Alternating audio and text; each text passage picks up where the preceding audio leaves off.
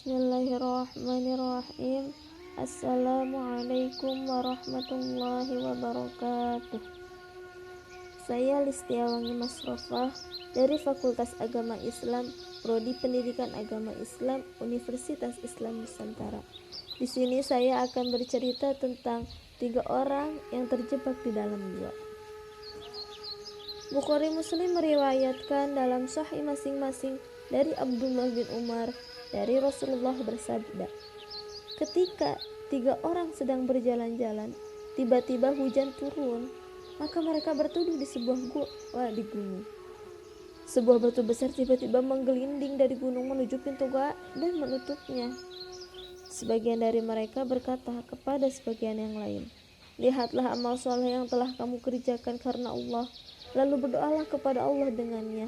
Semoga Allah memberi kemudahan bagi kalian. Salah seorang dari mereka berkata, ya Allah, sesungguhnya aku mempunyai 2 orang tua yang telah berusia lanjut, istri dan beberapa anak yang masih kecil. Aku yang menggembala untuk mereka. Jika aku pulang di sore hari, aku memerah susu lalu memberi minum kedua orang tuaku terlebih dahulu sebelum anak-anakku. Suatu hari aku menggembala cukup jauh dari desa. Aku tidak pulang kecuali hari telah sore, dan aku telah mendapati mereka berdua telah tidur. Aku memerah susu seperti biasa. Aku membawa bejana susu kepada keduanya dan berdiri menunggu di atas kepala mereka berdua. Aku tidak ingin membangunkan keduanya dari tidur, dan aku tidak ingin memberi minum anak-anakku sebelum keduanya minum. Sementara anak-anakku menangis kelaparan di bawah kakiku, aku tetap melakukan apa yang aku lakukan, dan anak-anak juga demikian sampai terbit fajar. Jika engkau mengetahui bahwa aku melakukan itu hanya demi mencari wajahmu, maka bukalah pintu gua ini sedikit hingga kami bisa melihat langit. Lalu Allah membuka pintu gua sedikit dan mereka melihat langit. Yang lain berkata, ya Allah, sesungguhnya aku mempunyai sepupu perempuan dan aku sangat mencintainya seperti laki-laki mencintai perempuan. Aku meminta dirinya, tetapi dia menolak sampai aku bisa memberinya 100 dinar. Aku bekerja keras hingga aku berhasil mengumpulkan 100 dinar. Aku menyerahkan kepadanya. Manakala aku telah duduk di antara kedua kakinya, dia berkata, wahai hamba Allah, bertakwalah kepada Allah, jangan membuka cincin kecuali dengan haknya. Maka aku meninggalkannya. Jika engkau mengetahui bahwa aku melakukan itu karena mencari wajahmu, maka bukalah pintu gua sedikit.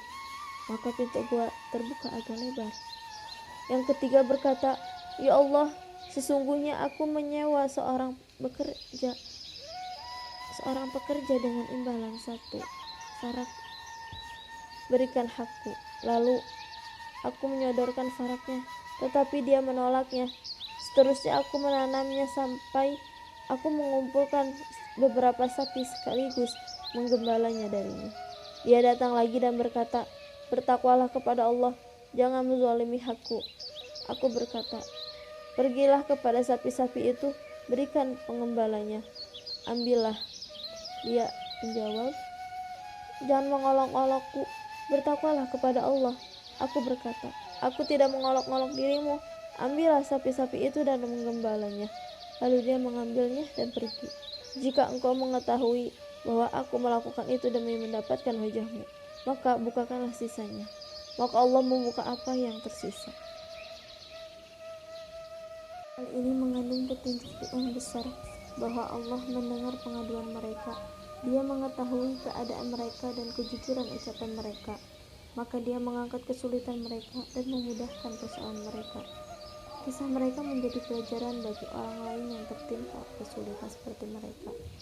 Amal-amal soleh mereka yang dengannya Allah menyelamatkan mereka, menunjukkan bahwa mereka adalah orang-orang yang baik dan bertakwa.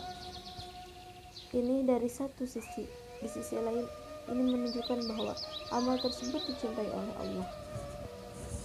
Cukup sekian yang dapat saya sampaikan. Kurang dan lebihnya mohon dimaafkan. Billahi taufiq wal hidayah. Wassalamualaikum warahmatullahi wabarakatuh.